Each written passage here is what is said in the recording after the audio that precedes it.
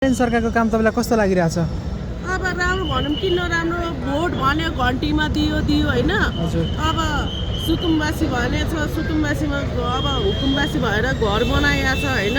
मान्छेको अगाडि किन भन्नु हामीलाई नराम्रो हुन्छ हैन। मान्छेलाई सबैलाई गाह्रो भइया छ। कहाँ गएर बसौँ भन्यो भने अब कोठा पाउँदैन। अब कहाँ गएर बसौँ अब रङ्गशाल जाऊँ भने रङ्गशाललाई दिएको पनि भन्छन् हैन। अहिले भन्ने बित्तिकै कोठा पाउँदैन रोडमा सुतौँ। अब 72 सालमा त भैँचालो आउने बेलामा हामी त तपाईँ यहाँको सुकुम्बासी कि हुकुमबासी? हामी रुम लिएर बसेको। रुम लिएर बसेको। हजुर। भनेपछि यहाँ सुकुम्बासी रियल सुकुम्बासीलाई चाहिँ सरकारले व्यवस्थित ठाउँमा राख्ने भनेर चाहिँ यो खोला किनारको ठाउँबाट हटाउँदै गरेको छ भने यहाँ हैन पहिला पनि भनेको हेर्नु हैन। पहिला के भयो भने अब ल भत्काउँदैनन् भनेर भन्यो। ल हामी पहिला त हामी त बुद्धनगर सर्यौँ। ल अब हामीले लौरामा भोट दियो। लौरामा भोट दियो भनेर ल जित्यो भनेर भन्यो हैन। लौरामा पनि जित्यो घन्टीमा पनि जित्यो हैन। अनि जितेपछि हामीलाई त अब कस्तो गाह्रो भयो नि त। भन्ने बित्तिकै न खानेको व्यवस्था छ न सुत्नेको व्यवस्था छ। भन्ने बित्तिकै कोठा छैन रोडमा गएर सुत्नु हामी त्यस्तो अवस्था छ।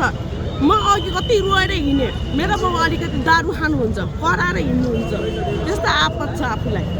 मेरो बहिनी पनि पत्रकारै हो। यो गोर्खा एफएमबाट न्युज लेख्ने हो। मेरो एउटा बहिनी हो। मेरो बाउ अलिकति दारू खाएर हिँड्छ। अब तपाईँको इच्छा चाहिँ के छ सरकारप्रति? अहिलेको इच्छा चाहिँ अब तपाईँको के गर्छु भन्ने छ? हैन हामीलाई त अब हैन हामी त अब कोठा भाडा अब तिरेर बसेको हो हैन। अब हामीलाई अब बस्नु दियो भने हामी जाउँला। बस्नु दिएन भने अब हामीलाई यो सबै छिमेकीहरू मान्छेहरू सबै छौँ हैन। गाह्रो छ हैन। अब त्यो भयो अब सबै चिन्जान मान्छेहरू सबै छ हैन। दिदी बहिनीहरू दाजुभाइहरू सबै छौँ हैन। यहाँ आएर सबैलाई सहयोग गरिया छ। मान्छेको बिजोग भइया छ हैन। भन्ने बित्तिकै कोठा छैन कहाँ गएर बसौँ भनेर त्यही हो भनेर हजुरलाई अगाडि जानकारी दिएको थियो किन पूर्व जानेको भनेर पहिले भनेको थियो। ल अब ल भत्काउँदैन भनेर हामी बुद्धनगर सरेको थियौँ। तपाईँको मेन समस्या चाहिँ के भयो यहाँ? तपाईँको यहाँ घर थियो कि तपाईँको हामी रुम भाडामा? तपाईँ भाडामा बस्ने घर चाहिँ अहिले भत्किँदैछ? हजुर यही अगाडि मासु पसु छ नि हो त्यहाँनिर त्यस्तो भयो। तपाईँले त अन्त सरे पनि हुन्छ त। अनि अन्त अहिले हामी कालो पुल हजुर उनीहरूलाई दिनु पऱ्यो क्या घर। अनि त्यस्तो भयो। मेरो बहिनी पनि यस्तै पत्रकार न्युज लेख्ने गोर्खा एफएमबाट अलिकति भित्र हो।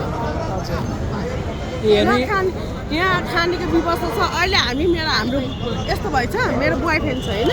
मेरो बोयफ्रेन्ड छ यो राइस माइल दाइले काम गर्छ। तपाईँको बोयफ्रेन्ड? मेरो बोयफ्रेन्ड। अहिले हामी व्यवस्था भएर हिजो हामी मेरो बाउ पनि अलिकति दारू खाएर बाउ छोरी पैसा तिरेर होटेलमा बस्यो। होटेलमा 500 रुपियाँ पैसा तिरेर पैसा पनि ल्याएन। अनि बाउ छोरी भएर होटेलमा बस्यौँ। बिहान उठेर आएको घरमा ढोका खोला छैन बाउले गर्दा। अनि त्यस्तो बिजोग भयो। दारू खाने हल्ला गर्ने अनि त्यस्तो भयो। बिजोग भएर होटेलमा त अब होइन बस्नु पऱ्यो नि त। अब नचिनेको मान्छे छन् त छ नि कहाँ गएर बस्नु। अनि बिजोग भयो।